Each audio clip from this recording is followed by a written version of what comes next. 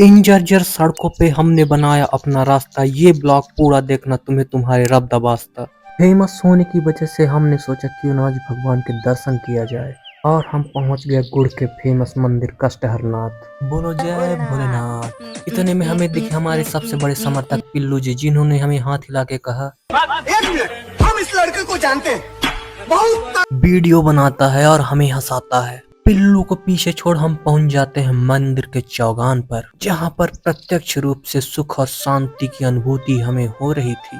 मंदिर प्रांगण के अंदर प्रवेश करते ही हमें इतना अच्छा नजारा दिखा जो हमने कभी जीवन में नहीं देखा था। पहले हम दिखाते हैं आपको बाहर से माता पार्वती का मंदिर। यहाँ पे माता पार्वती विराजमान है, जो आप प्रत्यक्ष रूप से देख सकते हैं बाहर से। पहले हम दिखाते हैं भोले बाबा को। ये देखिए हमारे विशालकाय नंदी जी महाराज। कम पैसे होने के कारण हम उज्जैन नहीं जा पाते, इसलिए कष्टहरनाथ को ही अपना महाकाल समझ लेते हैं। कहा जाता है कष्टहरनाथ और उज्जैन की महाकाल बाबा की शिवलिंग में कोई ज्यादा अंतर नहीं है। अगर आप कष्टहरनाथ के दर्शन कर लेते हैं तो मतलब उज्जैन के महाकाल बाबा का भी दर्शन कर लिया।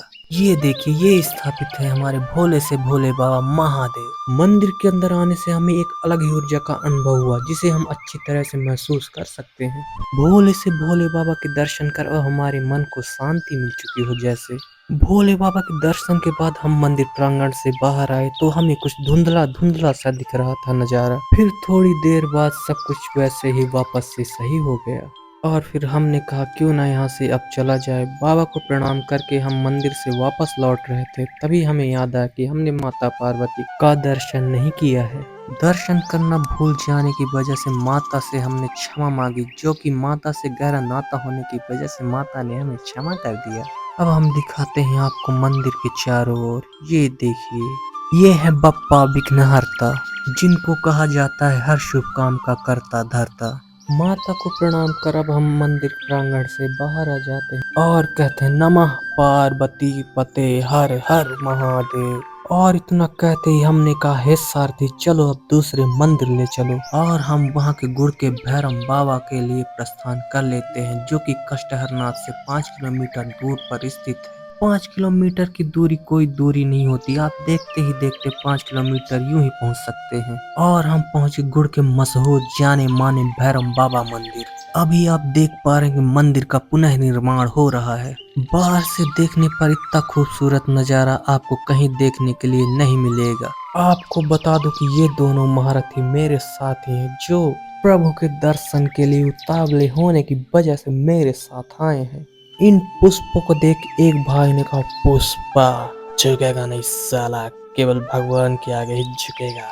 मंदिर का नव निर्माण जोरों शोरों से चल रहा है। आप देख सकते हैं कि कितना अच्छा बन चुका है अब ये मंदिर। मंदिर के अंदर प्रस्थान करते ही हमारी आंखें खुली की खुली ही रह गईं, क्योंकि हमने देखा ऐसा अद्भुत नजारा जो हमारी आंखों के सामने था और हमें विश्वास ही नहीं हो रहा था। इतने विशाल काय भैरव बाबा हमने आज तक अपनी जिंदगी में कभी नहीं देखा था। आपको बता दें कि भैरव बाबा भी भोलेनाथ का ही अवतार है। और बताया जाता है कि ये मंदिर बहुत समय पहले महादेव विचरण कर रहे थे, तभी आराम करने के लिए यहाँ पर रुके थे और एक चरवाहा उन्हें देख लिया था, तब से वो पत्थर के बन गए हैं। हम उनके पैर तरफ खड़े हैं फिर भी इतने छोटे से लग रहे हैं, तो आप समझ सकते हैं कि ये भैरव बाबा कितने ही विशालकाय होंगे। आप सबसे अनुरोध है कि आप भी एक बार जाएं और निश्चित ही भैरव बाबा के दर्शन करें। हाथ में शंख आप लोग निश्चित रूप से देख पा रहे हैं और धीरे धीरे जन सैलाब भी बढ़ रहा है यहाँ पर।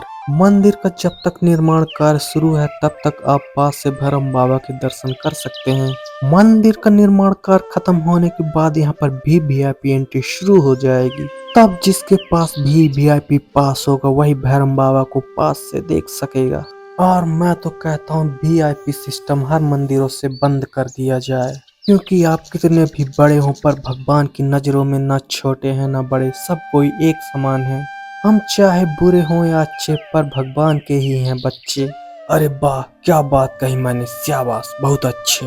पंडित जी से आज्ञा लेकर हमने कहा क्यों हम पास से दर्शन कर सकते हैं, तो पंडित जी ने कहा बिल्कुल जाइए और दर्शन कीजिए। आइए हम आपको पास से दिखाते हैं ये विशालकाय भैरव बाबा। कहा जाता है कि भैरव बाबा को छू लेने मात्र से आपके जितने भी दुष्कर्म हैं सब नष्ट हो जाते हैं।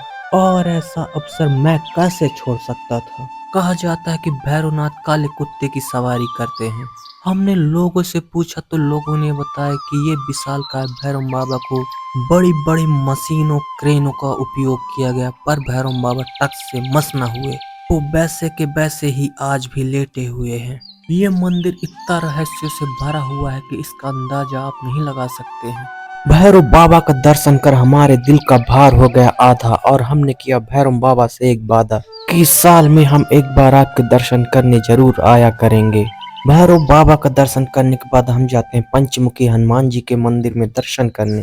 दर्शन करने के बाद हमने हनुमान जी को किया प्रणाम और पंडित जी से पूछा एक सवाल, हनुमान जी का पंचमुखी अवतार कैसे हुआ था। तब पंडित जी ने हमें बताया, राम जी और लक्ष्मण जी को अहिरावण जब चुरा के पाताल लोक ले गया था, तब हनुमान जी ने 5 दीपक बुझाने के लिए पंचमुखी रूप धारण किया और पांचों दीपक एक साथ बुझा दिए। दीपक बुझने के बाद अहिरावण की शक्तियां कम हो गई और हनुमान जी ने अहिरावण का वध कर दिया। इतनी अच्छी ज्ञान की बात सुनकर हमने पंडित जी को प्रणाम किया और पंडित जी के द्वारा दिए गए ज्ञान को ध्यान से सुनते हैं और आप लोगों को भी सुनाते हैं। सबसे बड़ा ज्ञान है परिचित आदमी को, आपसी आदमी को, गांव के आदमी को पहचानना। सबसे बड़ा ज्ञान तो ये है, उनको सम्मान देना। सबसे बड़ा ज्ञान। पंडित जी के द्वारा दिए ज्ञान को हमने ध्यान से जब समझा तो पंडित जी का कहने का तात्पर्य था कि आप कितने भी बड़े आदमी क्यों ना हो जाएं, हमेशा अपने छोटों का सम्मान करें, चाहे वो धन से छोटे हो या आपसे जात में छोटे क्यों ना हो।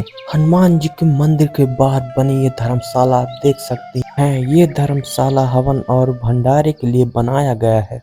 इन जर्जर रास्तों को पीछे छोड़ते हुए हम निरंतर अपनी राह पर आगे बढ़ते हुए चलते हैं और कुछ जलने वाले हमसे बहुत ही ज्यादा जलते हैं। जर्जर सड़क छोड़ अब हमें मिल चुकी है पक्की सड़क और हम पहुंचे गुड़ के मंदिर कुटी बाबा के पास। यहाँ के जो साधु बाबा थे वो सिर्फ एक कुटिया में रहा करते थे, इसलिए इस मंदिर का नाम पड़ गया कुटी बाबा।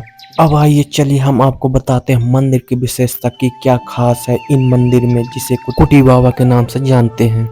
बताया जाता है, पुराने लोग ये बताते हैं कि यहाँ जो है एक संत रहा करते थे जिन्हें भुइयाँ बाबा के नाम से जाना जाता है।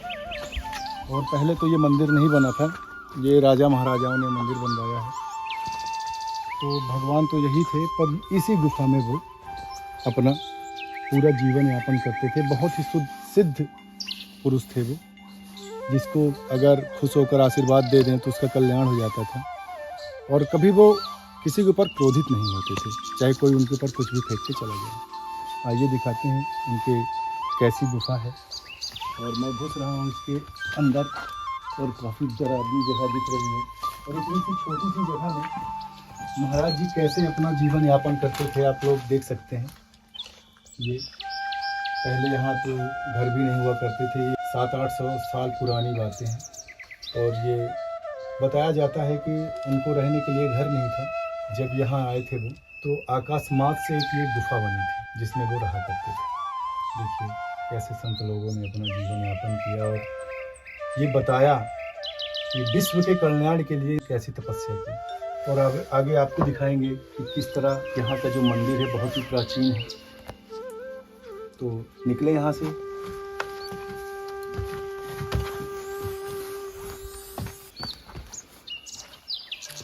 आज फूलों में आप ये नहीं जानते होंगे कि ये काहे का फूल है। ये जो सामने दिख रहा है, बड़े बड़े झाड़ दिख रहे हैं, इसे केवड़ा का फूल कहते हैं। और ये केवड़ा का फूल साल में बस एक ही बार फूलता है। और इसकी एक विशेषता है कि यहाँ जो झुंझाट में है, आपको दिख रहा होगा, ये सांपों से लिपटा हुआ है पूरा। इसके अंदर अगर आप जाएंगे तो खतरे से खाली नहीं है। यहाँ पूरा सांप है, सांप है। और वो सांप दिन को नहीं, शाम को आपको दिखाई देंगे और सुबह को। अगर आपको ये सांपों का दृश्य देखना है तो आपको यहाँ सुबह आना पड़ेगा। चलिए मैं आपको नज़दीक से दिखाता हूँ।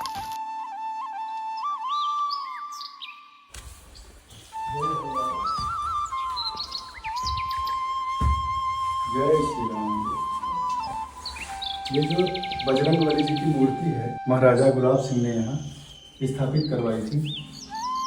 काफ़ी खूबसूरत मूर्ति है, आप देख सकते हैं।